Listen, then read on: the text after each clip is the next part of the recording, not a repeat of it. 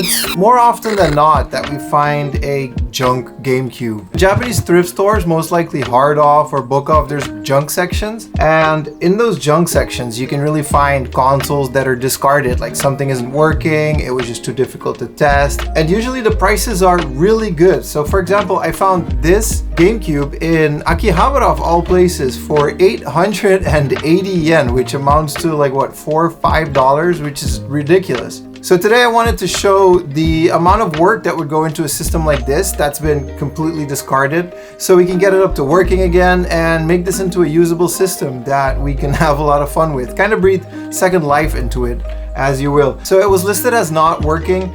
The disk drive didn't read any disks. Now, unfortunately, I don't think we're going to be able to fix that today because one, it's a bit complicated, and the point of this mod is to show how user-friendly it is to get a system like this working again. I wanted to show how easy it is and how everyone else that finds stuff like this, be it in Japan or your own country, and you should be able to fix it, right? I want people to be able to enjoy these systems. So what we're going to do is we're going to install something called a PicoBoot so we can load games off of an SD card. And I also got a replacement shell so we can make this GameCube look brand new. Now, I wish it was easier to fix the disk drive. I think there are ways to do that, and I'll cover them maybe in a later video, but for now I just wanted to show the easiest, most accessible method that we can use to get a old junky GameCube like this into working condition again. This will also make this a region-free GameCube, so you can play this in Europe, America, or Japan, since you can just load any games you want off of the SD card. So without further ado, let's get to modding. And here we have our GameCube. I found this GameCube in 2021, I think. It was in the heart of lockdown. I found it in Akihabara of all places. I think it was on stream because I was still IRL streaming at that time, and I used to do all of this stuff live. But I do know exactly which store it was. It was the Surugaya next to Radio Kaikan in Akihabara. It was during lockdown, so of course prices were a lot lower and there was a lot more stuff to be found. This Surugaya in particular has a really good basement full of retro games. They have a great selection. Their prices aren't high if you consider that it's in the center of Akihabara, one of the most expensive places to go game hunting.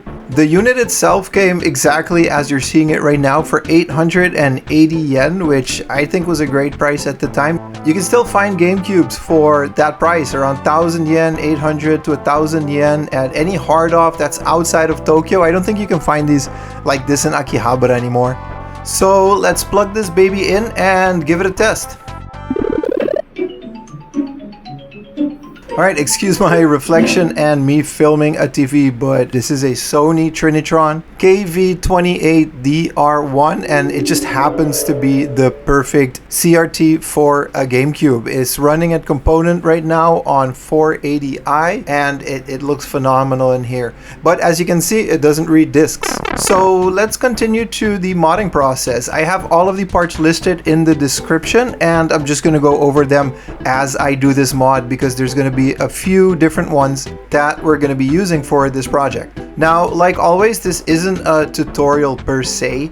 It's more of a overview slash video on what I use to do this project. Feel free to check out different tutorials on YouTube if you want more detailed explanations of what I'm doing here. I recommend Macho Nacho Productions because I used his exact tutorial to do this. All right, let's break down this GameCube and tear it apart.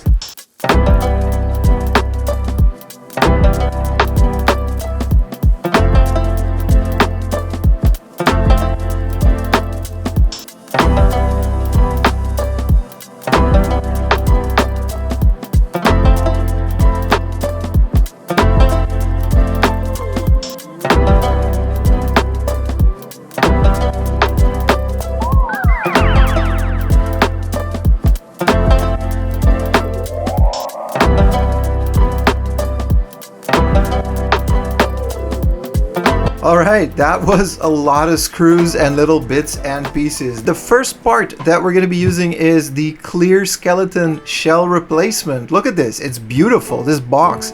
And the logo really reminds me of that Sega Saturn Skeleton Edition console. I think it's definitely just inspired by it or something. And yeah, it's a beautiful little package. When you take the shell out, it's completely assembled, so there's really no questions as to what goes where. The whole top part is already in there, the screws and hinges and everything, so you don't need to worry about that. So let's not waste any time and go right to the assembly process. I thought I won't fast forward this part because it's a bit more interesting than just staring it down. And to assemble it, just make sure you kind of reverse the process of disassembling it, obviously. There's a lot of videos on YouTube on how to do this. I haven't really needed them so far. I just took pictures throughout the process with my phone at steps that I thought would be difficult to remember. So this process is super easy, to be honest. Just remember to never force anything because everything is really molded exactly where it should be. And like all of these aftermarket shells, whether it's for a GameCube or a Game Boy, you might have to press down a little bit hard on the screwdriver because the threads are not all there yet. This is normal. Then gently put the motherboard in place, and now it's time to get a bit more serious. In order to install the PicoBoot, which is what we're going to use to bypass the startup system, we're going to have to remove the heatsink. So let's take all of the screws out and then gently but firmly wiggle our heatsink off of our processor. Since the PicoBoot that I bought from AliExpress comes with these little heat transfer pads, we can use this opportunity to clean off this extra cooling paste from the GameCube. When you've done that, wipe down everything with some alcohol so our motherboard is nice and clean. Now it's time to solder some wires so we can bypass the startup system and go straight into the Raspberry Pico or the PicoBoot. Now, full disclosure, I am a total amateur at this, so please don't take anything that I'm doing here as reference. But if you want a complete tutorial on how to do this, I recommend Macho Nacho Productions' video on it. He does a great job explaining exactly where everything goes, how it's all set up, and I actually use that video every time I install one of these in a GameCube. So yeah, we pre-tin some of these points and legs on this chip, and then we solder these wires on them. Make sure to take a picture and note down exactly which color wire you're putting where. This is important for later because once this is on and the motherboard is assembled, you can't really go back and look to see what goes where. Alright, this is what it should look like when you're done. It's really as simple as soldering 5 wires to 5 points on the board. Just make sure to take your time, do it precisely so you don't cross any other points. And that's kind of the point of this video, to show you guys how easy it is to do something. Even if you have zero experience, take your time, learn something new, and I definitely think anyone can do a mod like this. Okay, with our cables routed to the heat shrink sleeve, let's put some heat on it to make it nice and snug. Position it to the side like this, because when we're going to close everything together, this part is going to get squished up, and this way we can still protect the wires and keep them all together.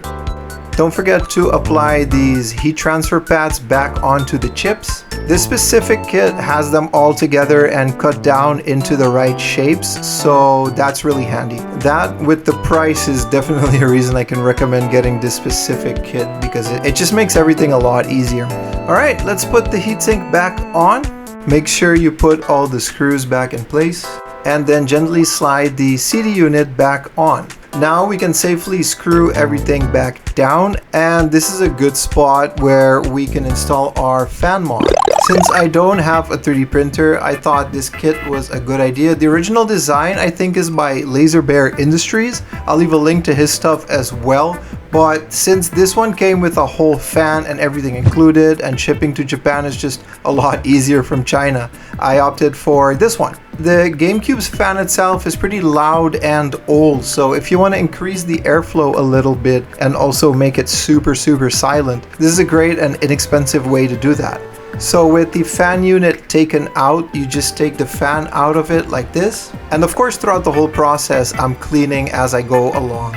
Then we slide the fan into the 3D printed bracket and just screw it back into the GameCube. I chose to have the fan blowing outside because I think that's how the original GameCube does it. I've seen other people have the fan in a different direction. I don't think it matters that much, but this is the way that it was referenced on the website, so that's just the way I did it. After that, we mount the fan back onto the GameCube like normal. Then I just plugged the power connector back in. And since the power cable that came with the Noctua fan is super long, I wrapped it up. I just kind of put it behind the fan. Flashing the firmware on the Pico is super simple. It's as easy as connecting the USB cable to your computer and just drag and dropping a file to it. Then I'm gonna cut the cables that came with the PicoBoot to size and solder them onto the Pico. Hard to see with the focus here, but the package came with a really cool little holder and I actually really like this. Just screw it down and slide the Pico in like this and you're good to go. Alright, time to wrap this up. Let's change the front controller port. You're gonna have to screw this off of the original plastic and just put it on the new one. Then we've got to take these hinges off of the memory card slots to replace them with the clear ones. Again, really loving the attention to detail to include all of these tiny parts. Then don't forget to connect the ribbon cable one more time and slide everything back in place. Now I found putting the top part back on a bit tricky. It's kind of like a puzzle and it really took me a few tries. But it shouldn't be forced and it should just go over easily. And that is looking very, very nice already. Let's turn it over and install the SD card reader. Alright, let's secure all the screws before we do that.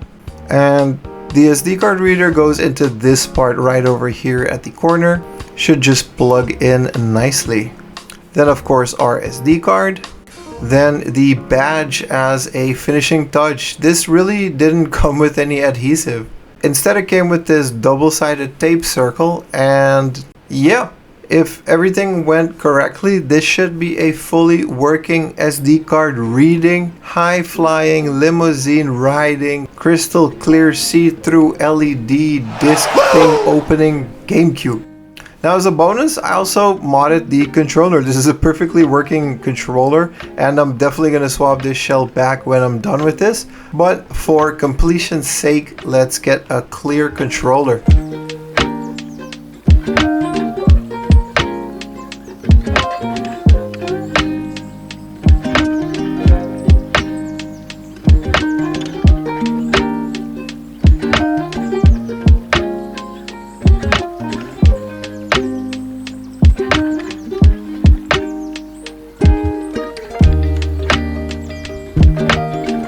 Well, there you have it. I think this guy turned out pretty well. I'm pretty happy with the way it turns out. It's got the SD reader on the side over here. The only issue that I have with it really is that when you plug in a Game Boy player, which I definitely will do, it's yeah, it doesn't really look as spiffy since there's no real clear case for the Game Boy player. But in general, super happy with the way this turned out, and now we also have the controller to match. I'm gonna be looking out for some junk controllers since I think it'd be really cool to have 4 of these. At first I really didn't like the feel of this controller because I used the original buttons that came with it, but when I replaced the original GameCube buttons back into the controller, it started to feel a lot more like a regular GameCube controller. I'm really happy with the way this turns out. You can just start the GameCube, choose whichever game you would like to play, and that's it really. That's all I really want to do with my GameCube. And the best added value to it is that you can run homebrew titles such as the Game Boy interface, which gives you that really clear 240p Game Boy output, which really looks amazing on a CRT and is its own experience in and of itself. So that's it for this video. Thank you guys so very much for watching. I hope you guys enjoyed it. I'm gonna be playing my GameCube a lot more, but I kind of play my GameCube I think at least a couple times a week anyway, so I'm pretty happy with that. So thank you guys so much for watching, and hit that like button if you liked the video, hit the dislike button if you disliked it, and I'll see you guys in the next one. Peace.